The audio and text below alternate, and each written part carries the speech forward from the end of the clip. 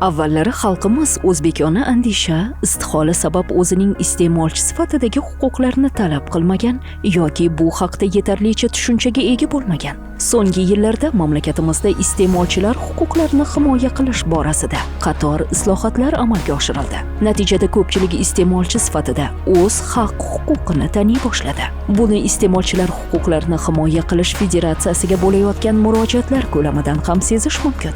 Xalq bilan muloqot dasturining navbatdagi sonida iste'molchilar huquqlarini himoya qilish mavzusi bo'yicha so'z yuritamiz va savollaringizga O'zbekiston iste'molchilar huquqlarini himoya qilish Jamiyatlari Federatsiyasi Andijon viloyati hududiy birlashmasining mas'ul xodimlaridan javob olamiz. O'tkazib yubormang. 8-aprel seshanba kuni soat 17:35 da Xalq bilan muloqot dasturi jonli efirda faqat taraqqiyotda.